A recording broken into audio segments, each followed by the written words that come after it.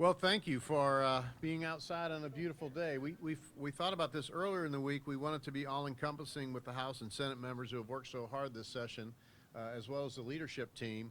And we said, heck, let's do it outside. We have this beautiful building, and we're grateful that you would show up just to hear from our leaders just for a few minutes about kind of the first half of session. I know the House is still in, so we're cognizant of their responsibilities to get back to the House. And we'll try to open it up for questions after a few folks speak. I wanted to start off by thanking both Senator O'Laughlin and Speaker Patterson and their leadership team, as well as their members. They listened to us of what we thought our priorities should be based on what Missourians said and voted for in the election, and they've certainly taken action. And I can't tell you how grateful I am to have leaders that actually want to sit down and figure out how to solve problems versus just how to have meetings and keep trying to do things that never produce results. As I've said all along, I'm a small business guy and I want results produced. And the folks standing behind me, in my opinion, and I've been around this building several years now, have certainly produced incredible results. I think party unity and early in the session has been a big piece of it. No matter what part of the Republican Party that you feel like you represent or what part of the state, I've seen men and women in this building decide that what's right for Missourians is what the most important thing is. Stopping the bad things that we see happen. We have, quite frankly, invading in Missourians' lives. I know that I share that goal with the folks standing behind me to make sure we don't let bad things happen, but we work on good things. And I think the united action that you've seen and the work that you've seen happen with both bodies has been, to me, just incredible that we've seen for the last several weeks here. Obviously, what we were very proud of and thankful to all the members standing behind me, as well as the legislative sponsors on House Bill 495. I know Brad Christ is here, Representative Christ from St. Louis. I know Nick Schroer is here from St. Charles County, Travis Fitzwater from right across the river in Callaway County, Tony Lukedemeyer, our floor leader, Cindy O'Laughlin, our pro tem, and John Patterson, our speaker. All of those people work together to try to figure out what does that bill look like, what's the right solution, working with members that had concerns both in the Republican and Democrat Party, quite frankly. It was a high priority for us. We're very excited to see that bill get third read and the emergency clause adopted just yesterday. We believe that that is what Missourians asked us to do. The piece in there that talks about St. Louis using local citizens to control that police board is what's got a lot of focus, but the reality is that bill has an incredible amount of data in it that will help law enforcement from one corner of the state to the other, specifically with immigration efforts and things that we know law enforcement men and ladies need as far as the tools to accomplish safer communities, safer neighborhoods, and economic investment, which is what I believe the Republican Party stands for. We love capitalists, we love success, and we want to see that success and that capital invested into our communities from one side of the state to the other. So again, thank you to the sponsors of those bills in both the House and Senate. They've worked very hard, and we're grateful for that. Other things, passing the supplemental bill by spring break, I think is probably one of the fastest times we've done that. And as you know, it's a typical supplemental, has a lot of costs to continue in there, mechanisms that needed to be done. But a huge piece for our seniors, especially our AAAs, our area agent agencies who spoke loud and clear, united with one voice, were respectful of the process, and we're happy with that supplement that we were able to get that piece involved in them, and I think that's what responsible government does. So we'll take some questions in a minute, but first I'd love to turn it over to the first female President Pro Tem of the Missouri Senate, Senator Cindy O'Laughlin.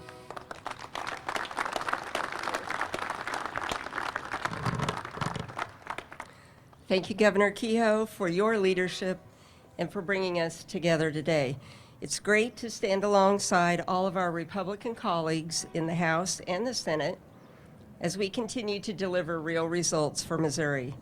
From day one, the Missouri Senate Republican Caucus has been united in our mission to pass conservative, common sense policies that make Missouri stronger. And I'm proud to say that we've already accomplished a great deal this session. We've taken meaningful action to ensure stability in the energy sector, strengthen public safety, protect Missouri's children, and support Missouri's workforce and economy. These are priorities of Missouri's families, and they are priorities of the caucus. Strong leadership from Governor Kehoe has helped us accomplish these things. There is still more work to do in the second half. We remain focused on passing policies that protect our communities, support our families, and grow the economy. I thank all of my colleagues, both in the Senate and in the House, for helping us to accomplish these things. I'd like to invite Senator Tony Luetkemeyer to speak more about the accomplishments of the Missouri Senate.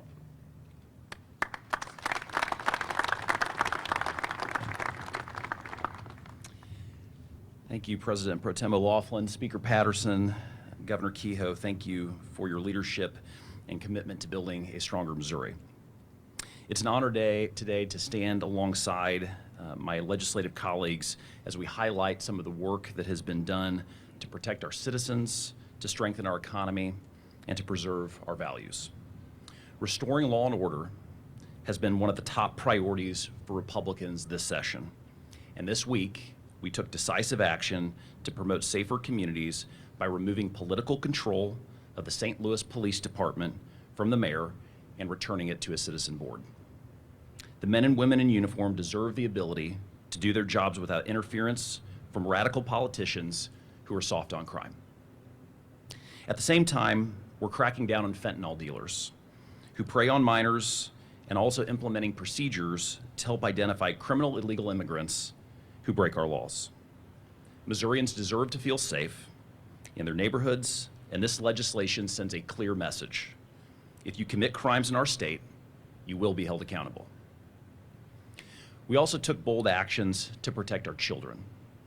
The Senate passed Senate Bill 10 with language permanently banning gender reassignment surgeries for minors and prohibiting biological men from competing in women's sports.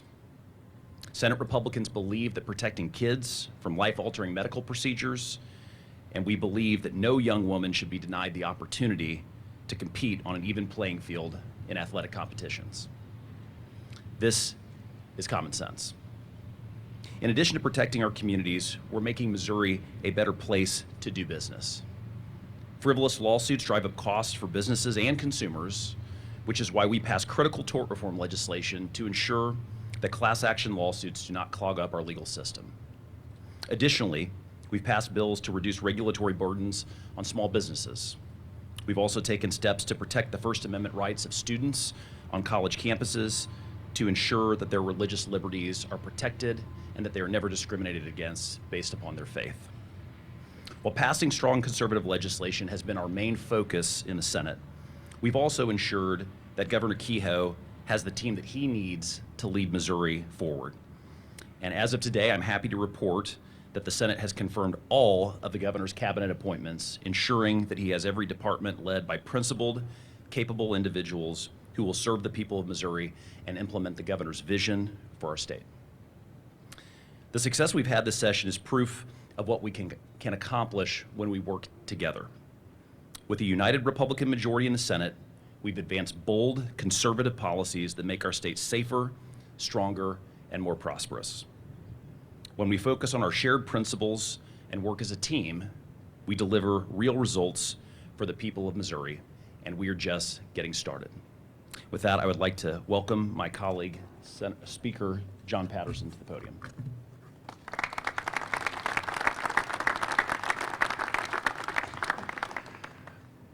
Good afternoon. Standing right here with you all and my Senate and House colleagues and with the governor, I really, the thing that comes to mind is it is a great day to be a Missourian, and I really do believe that standing here with all of you. As the speakers have already mentioned, we have done great things, I think, for the people of Missouri in the first half of this session. We mentioned public safety.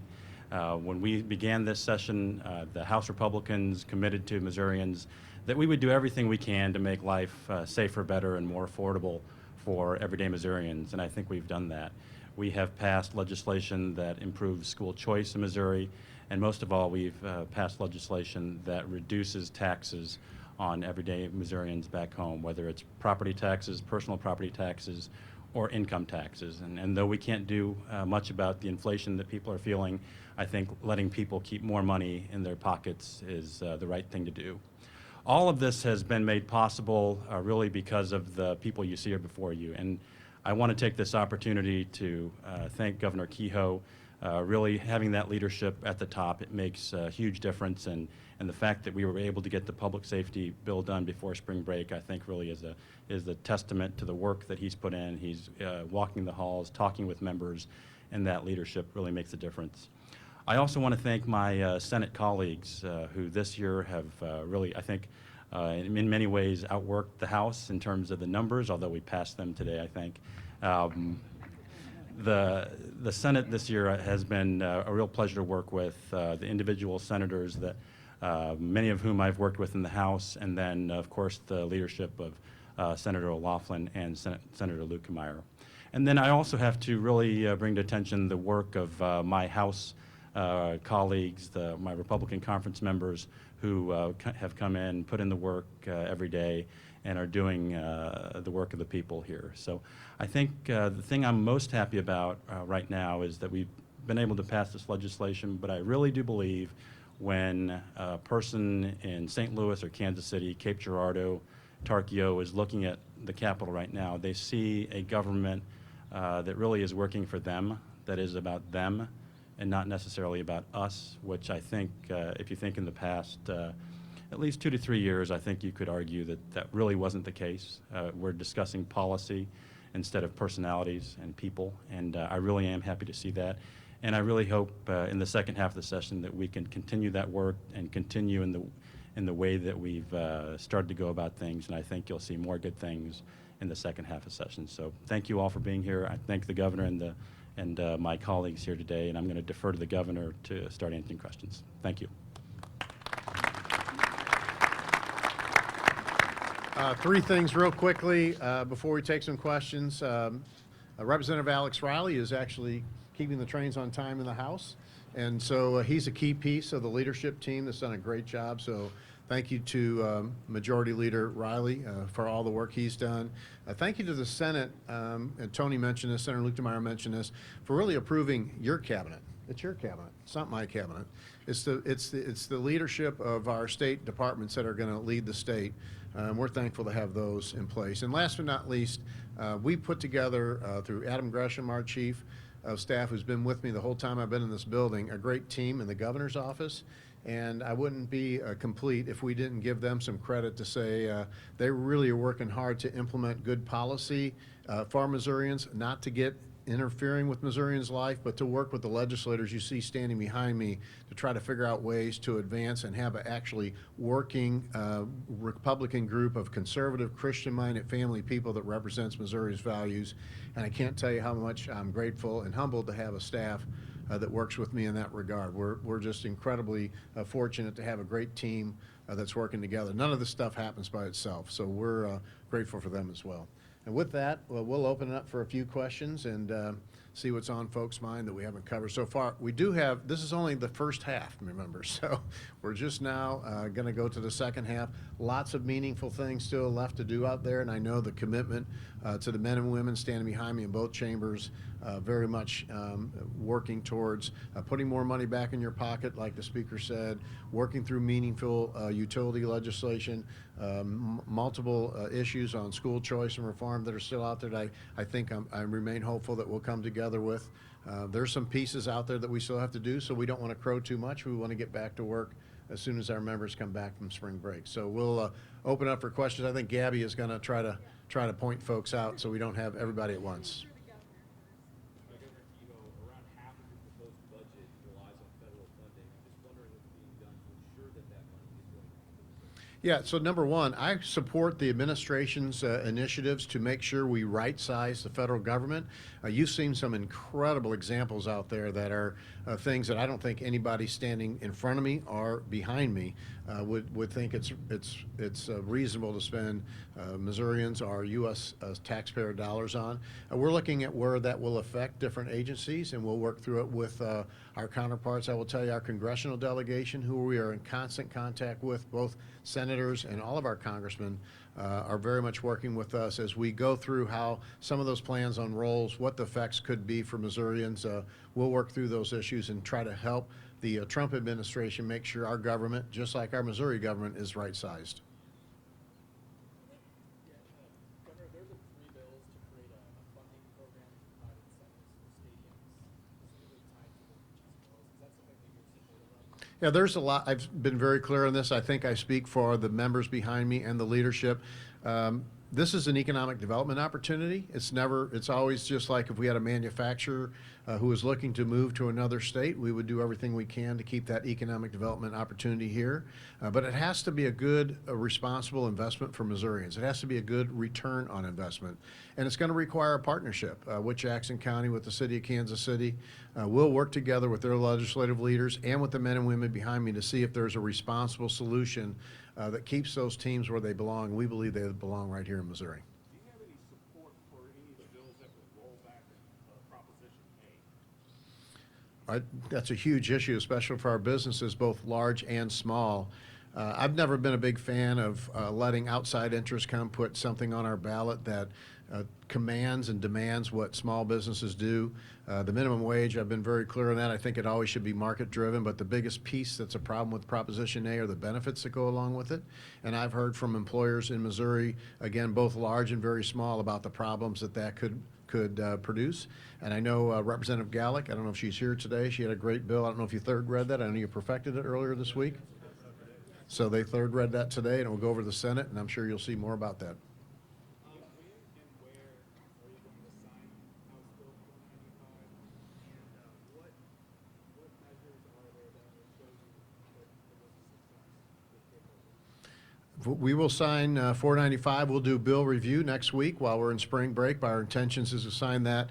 I believe it's next Wednesday. It's somewhere around the 25th or 26th. We'll be in St. Louis the next day, and we'll probably have some additional signing opportunities there. Jack, the measurement is easy. I've said it all along. If we're going to do the right thing and control crime, and by the way, I'm a big fan of what Chief Tracy and Gabe Gore have done. I've said that multiple times. I'll continue to say that. We think this gives them additional tools. But when we see the business community reinvesting in the city of St. Louis, when we see job growth coming from that reinvestment, when people feel safe to walk in their own neighborhoods, that's the barometer we'll watch, and that's when we'll know that that's been successful.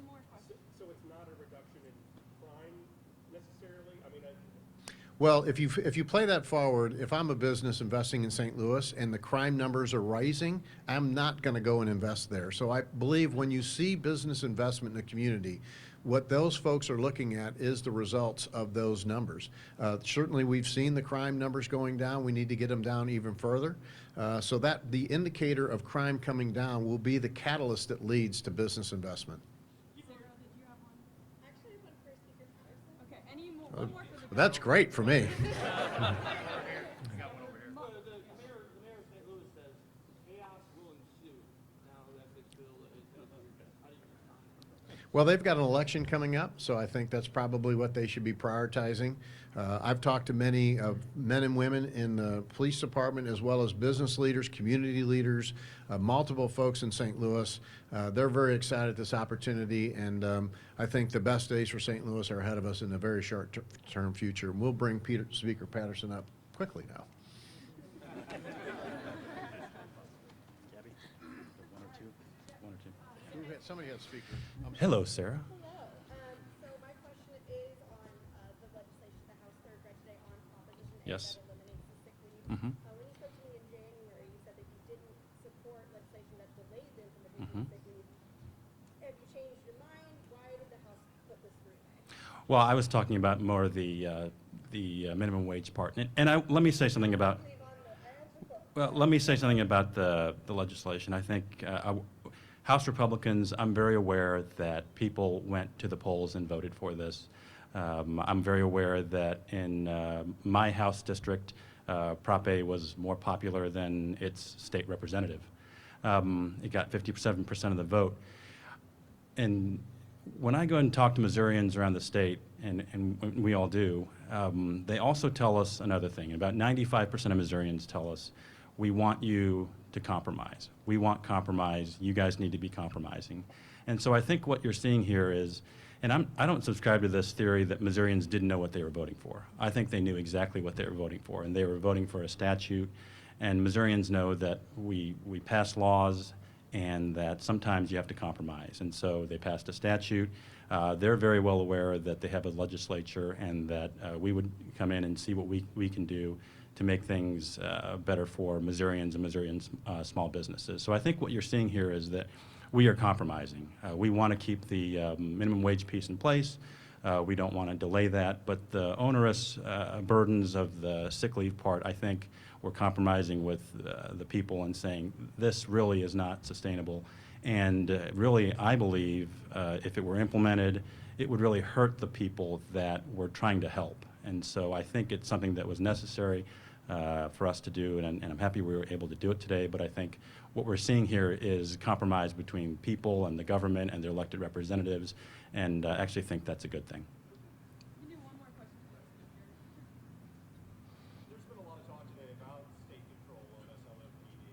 The people of St. Louis, are all asking the same question. What specific changes will they see to improve? Well, I think, as the governor said, when we look at St. Louis City, I'm a proud Kansas Citian, but I love going to St. Louis. I love visiting there and seeing all the great things that it has to offer. St. Louis is one of the great cities of this country, and I want to do anything we can to make sure that it stays that way. And when I see people moving out in the numbers that we see, we have to do something. And so that's why I supported this legislation, is that we can't sit here and do nothing as St. Louis City goes downhill. So as someone that loves St. Louis City, I think this is something that will help, and that's why we pursued this legislation. And I'm very proud of Representative Christ for the work that he was able to do. My question is more, are we going to see more police on the streets? Are we going to see more funding for SLMPD? Well, on those two things, I think you will, especially with some of the things that we're working on, making it easier to recruit and retain police officers. I hope you'll see that. Thank you all. Will there be more money? I know Senator Shore said he had commitments from appropriators in the House and the Senate that if the need arose for more money for St. Louis Police, that there would be support for that. Do you support that? I think you'll see funding for St. Louis Police be adequate and improved. All right. Thank you, guys. Thank you at spring training. Yeah, I would close by saying, as the speaker said, we have tried to be as available at the Capitol as we can, and I'm grateful to the men and ladies here. Some have been here for a while, some are brand new, for welcoming us into their office and trying to really learn what's most important in their districts. As you guys know, I'm a business guy. I like to understand what my customers want, and in this case, what the citizens of the state want from one corner to the other. It's unique. What's needed in Dunklin County is very different than what's needed in Nottoway County. But the sense of Missourians wanting us to work together, not compromising our conservative values, not compromising those values, but figuring out a way to bring a plan together speaks volumes. And this is a win today to the bill that was passed yesterday, and Representative Chris and Senator Shore's bill is a win for law enforcement. It's not a win for us. It's a win for communities. It's a win for public safeties. And it's a bad day for the bad guys. So we like that as well. Thank you so much for being here. And I can't thank our colleagues behind us enough. They get the credit. We just happen to be able to stand here today. So I'm grateful for their involvement and being here today. So thank you so much.